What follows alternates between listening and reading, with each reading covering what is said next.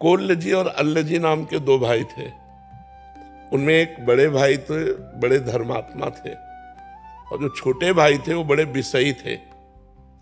उनका राजा के पुत्र के साथ मित्रता हुई तो राज परिवार में वो बैठते उठते खाते, उनका सारा खान पान बिल्कुल राजा के पुत्र को वाला, वो जो ऐसे मांस भक्षण करता, शराब पीता, वैसे सब पूरा।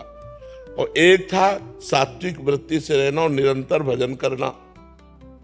पर वो जो छोटा भाई था वो बड़े भाई के प्रति श्रद्धा विशेष रखता था कि मैं तो नीच हूं, मेरे भैया बहुत अच्छे महात्मा हैं। और वो विरक्त होकर भ्रमण करते हुए एक दिन आए तो प्रणाम किया तो उसकी दशा देखी, उनका तुम मेरे भाई हो, चलो आज चलते हैं द्वारिकाधीश के दर्शन करने। ये सत्य घटना। वो द्वारिकाधीश के दर्शन करने गए तो उन्होंने स्तोत्र सुनाया। बड़े भाई जो भजनानंदी थे, छोटे भाई से कहा तुम भी सुनाओ। तो सकुचा गए कि हम क्या सुनाए, हम तो विषयी जीव हैं।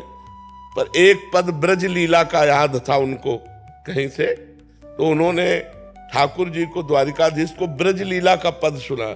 जे ही पद सुनाया तो ठाकुर जी बोले वाह वाह वाह, आवाज आई। उनके भाई के हृदय में जलन हुई कि जीवन हो गया, पद सुनाते हो कभी वाह नहीं बोले, और हम जानते हैं कैसे आचरण का है और ये वाह बोल दिए। चलो, इतने में ठाकुर जी ने अपने निजी जो सेवक थे उनसे प्रसाद और माला दी और कहा पीछे छोटे भाई को दे जाके।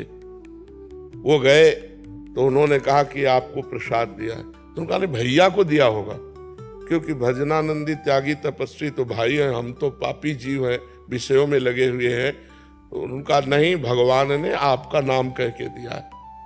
अब वो हाथ में, अब बड़े भाई के हृदय में और जलन हो गई कि देखो भगवान ने हमें प्रसाद नहीं दिया, रोज पद सुनाऊं तो भगवान कभी वाह नहीं बोले, और ये विषयी जीव इसके उसमें वाह बोले। अब जीऊंगा नहीं, जब भगवान ही हमारे नहीं हुए तो मैं जीऊंगा क्या। वो समुद्र में जाके कूद गए।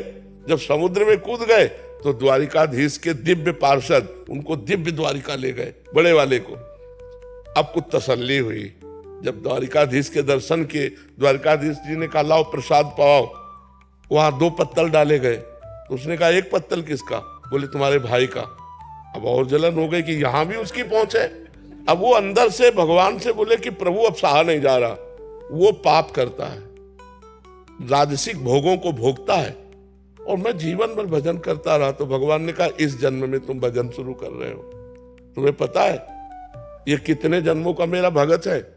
ये पीछे जन्म में वैरागी संत था, हृदय से मेरी भक्ति करता था। एक दिन जंगल में रुका हुआ था तो देखा राजा की सवारी रुकी।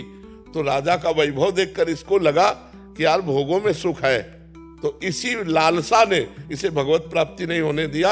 अब आकर के ये राजपुत्र के साथ भोग भोग रहा है, लेकिन ये पुराना भजनानंदी हमारा है।